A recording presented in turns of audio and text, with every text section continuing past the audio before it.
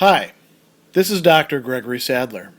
I'm a professor of philosophy and the president and founder of an educational consulting company called Reason.io, where we put philosophy into practice. I've studied and taught philosophy for over 20 years, and I find that many people run into difficulties reading classic philosophical texts. Sometimes it's the way things are said or how the text is structured. But the concepts themselves are not always that complicated, and that's where I come in. To help students and lifelong learners, I've been producing longer lecture videos and posting them to YouTube. Many viewers say they find them useful. What you're currently watching is part of a new series of shorter videos, each of them focused on one core concept from an important philosophical text. I hope you find it useful as well. The main purpose of David Hume's section 10 of his Enquiry Concerning Human Understanding on miracles is to argue that miracles don't actually happen and that the testimony that is provided for all sorts of miracles throughout history and by all sorts of people across the earth is not going to establish that miracles have actually taken place or even that they will take place in the future. At the very end, he says this also applies to prophecy, and so it's got a pretty wide scope. And at the end of the first section of it, he tells us that the plain consequence is, and it's a general maxim, that no testimony is sufficient to establish a miracle unless the testimony be of such a kind that its falsehood would be more miraculous than the fact which it endeavors to establish. He actually concludes and he says, if the falsehood of a person's testimony would be more miraculous than the event they relates, then, and not till then, can he pretend to command my belief or opinion. Now, that's setting the bar incredibly high.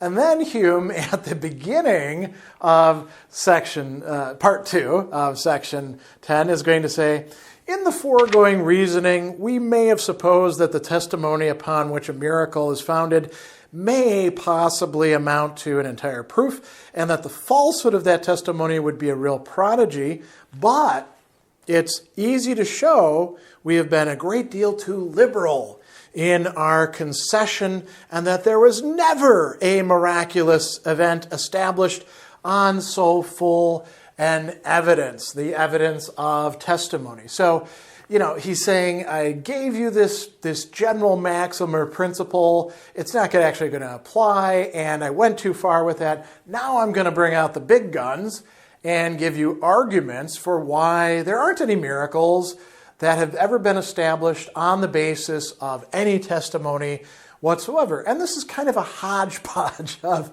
arguments. They're, quite interesting. They're more or less independent of each other, although they do stray into each other's fields to some degree. And where he's going to conclude is also kind of an interesting place as well.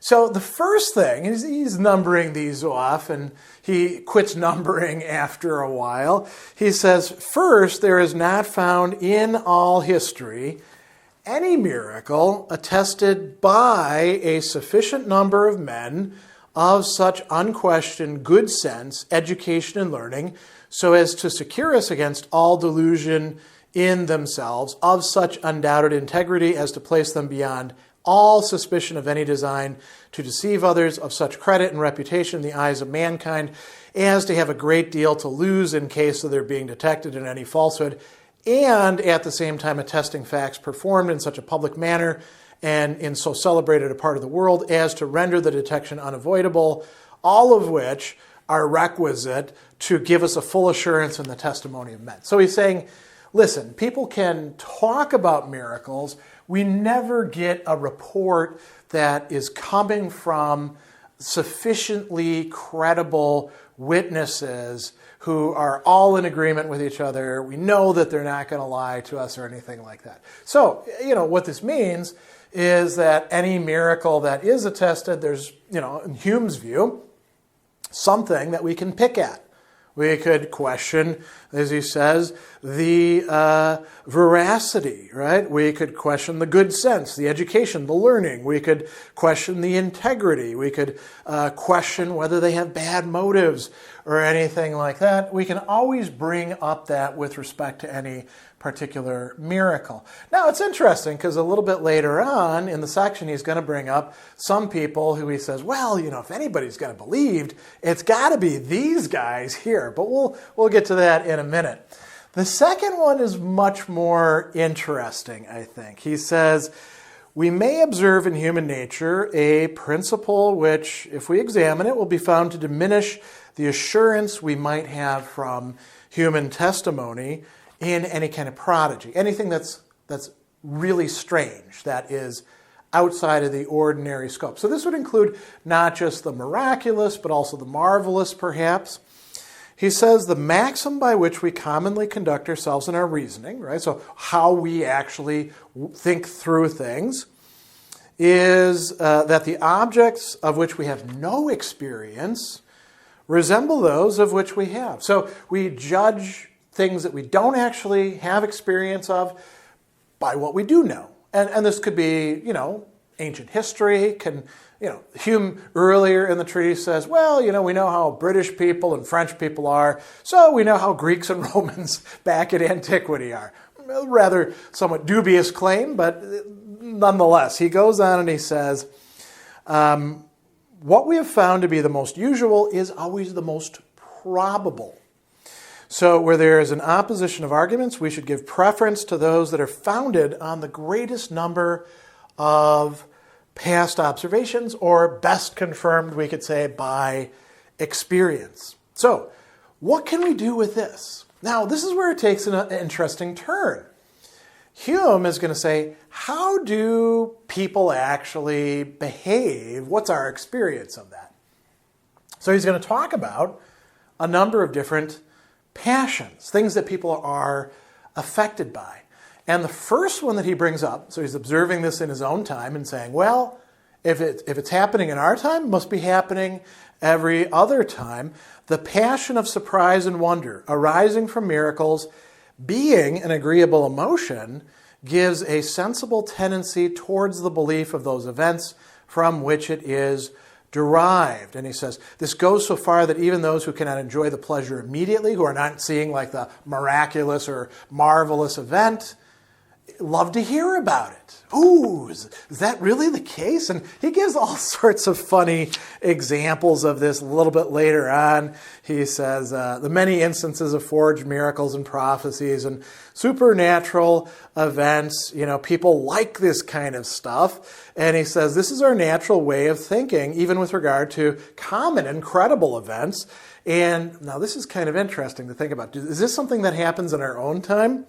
He says, for instance, there's no kind of report which arises so easily and spreads so quickly, especially in country places and provincial towns, as those concerning marriages, insofar that two young persons of equal condition never see each other twice, but the whole neighborhood immediately join them together. The pleasure of telling a piece of news so interesting, of propagating it, and of being the first reporters of it spreads the intelligence, the juiciness, you might say, of the gossip.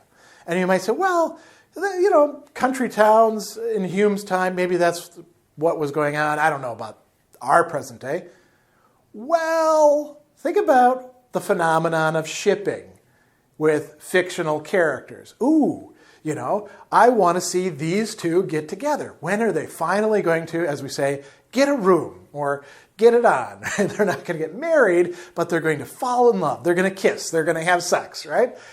I mean, maybe Hume is really onto something there. Why do people get so interested in that? Well, because of this surprise or wonder and the agreeableness of the passion. There's another one he talks about, the spirit of religion, right?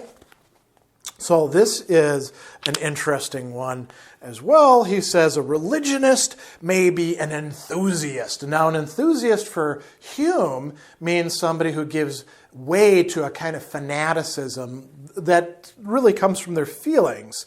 And he says, a religionist may imagine he sees what has no reality. He may know his narrative to be false and yet persevere in it with the best intentions of the world for the sake of promoting so holy a cause. Or it could be, vanity as well, right? People like to be the one who's in the know, who gets to tell us about the cool stuff that's going on.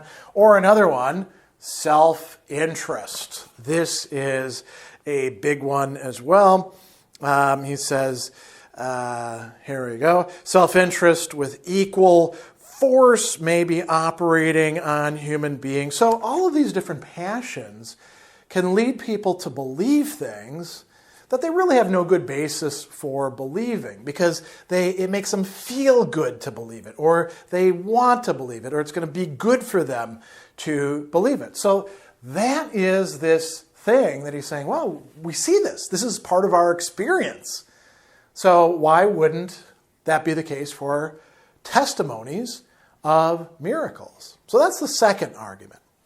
The third argument that he gives, a little bit later on, he says, it forms a strong presumption against all supernatural and miraculous relations that they are observed chiefly to abound, where? Among ignorant and barbarous nations. Or if a civilized people has given admission to any of them, that people will have been found to have received them from ignorant and barbarous ancestors who transmitted them with that inviolable sanction and authority which always attend received opinion. So what is he saying there? You know, when a miracle happens, it's out in the boonies among those dumb people who aren't smart enough to actually examine what's going on. And he uses as his primary case here this false prophet Alexander. He's getting the story from Lucian of Samosata.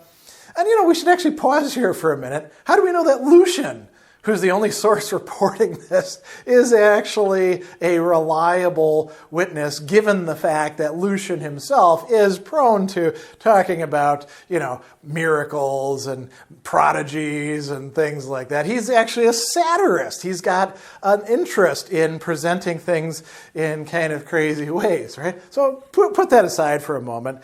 Where is this false prophet? In Paphlagonia, where the people, as Lucian tells us, are extremely ignorant and stupid. If, Hume says, he'd been in Athens, they would have figured him out right away. And maybe so, right? Maybe there's something to that. And so, we should be skeptical of any sort of reports that are coming from people that we consider to be ignorant or barbarous, whether they're in the present or in the past.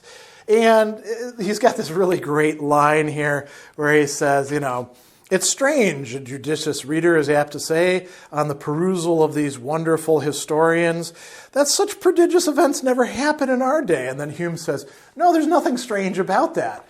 People lie. People lie in the present. People lied in the past. So, again, we're working off of our experience of human beings.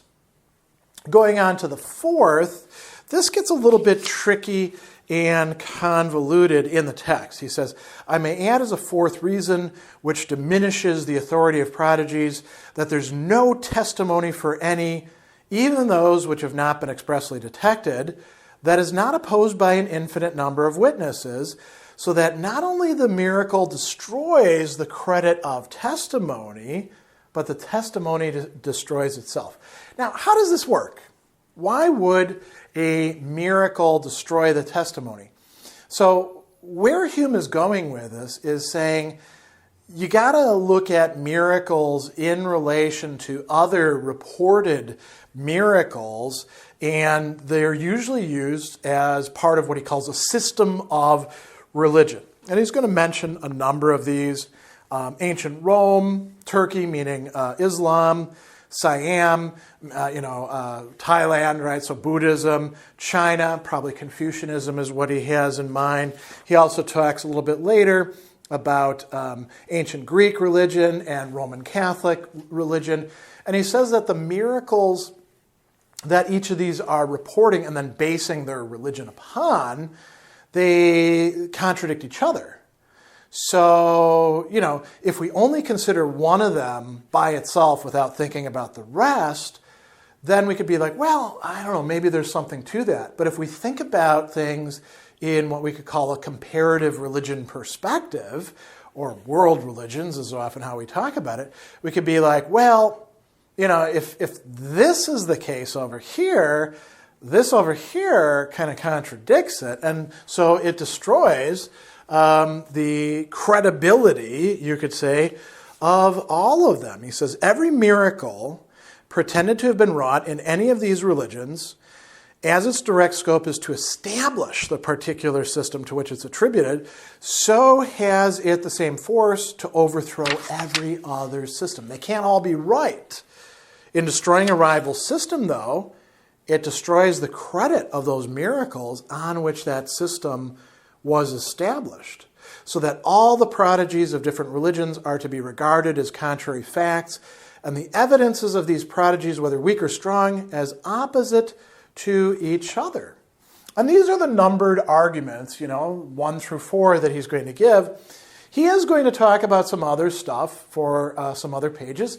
And among these, going back to number 1, well, what if we do in fact have credible witnesses? He talks about Tacitus and Vespasian, who's supposed to have cured a blind man in Alexandria by means of his spittle. Vespasian was not into miraculous stuff. He doesn't like people pretending to be gods and stuff like that. And then we get the Cardinal de Retz in Spain, who himself doesn't buy into miracles and tends to be skeptical of it himself. And then we get this Abbé Paris, a Jansenist, and even the Jesuits can't confute him. And so what does Hume say in those cases? Well, and so here's where we have a different kind of argument.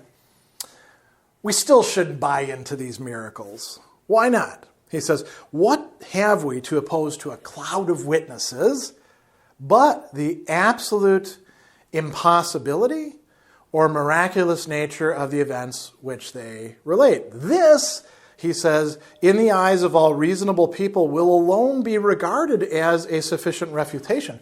So even if these other things don't apply, we can still say, yeah, miracles just don't happen. I mean, by definition, the miraculous can't actually be the case. And he goes on and it says, the wise lend a very academic faith to every report, which favors the passion of the reported.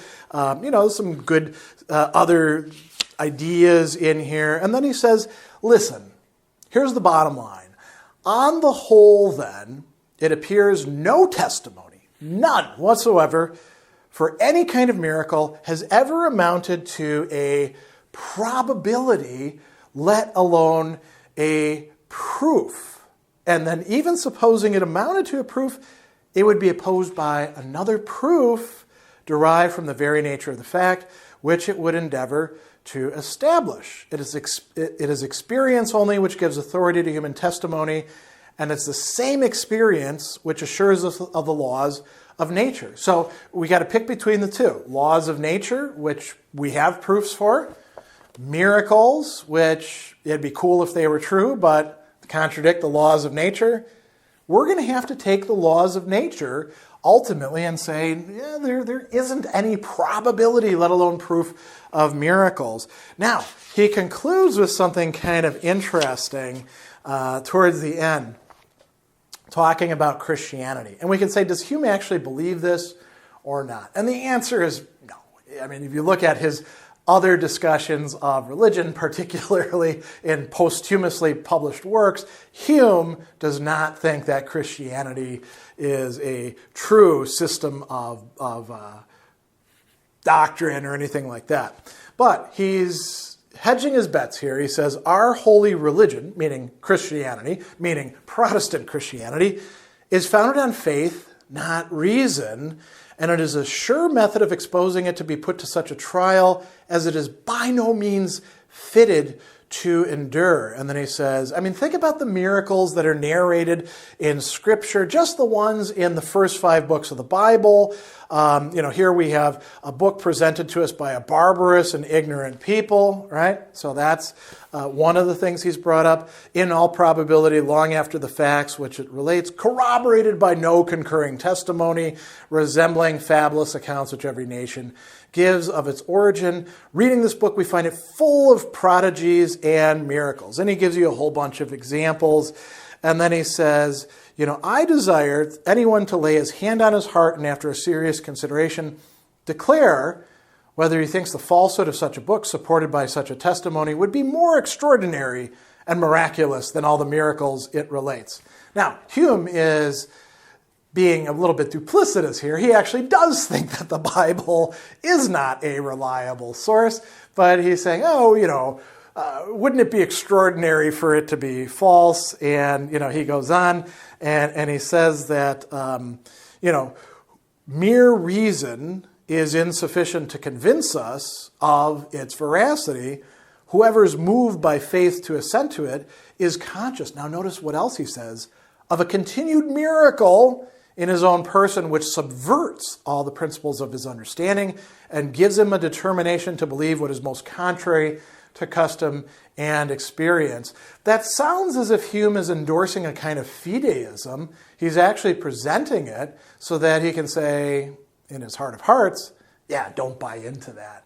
The miracles that are supposed to be the basis of the Christian religion, Hume thinks that they're no more likely or even possible than those of other religions, and all of this logic would apply to them equally. So Hume is going to reject, for all of these reasons, any sort of miracle being probable or being proved by testimony of witnesses, or even worse, of people following after them and assembling these stories.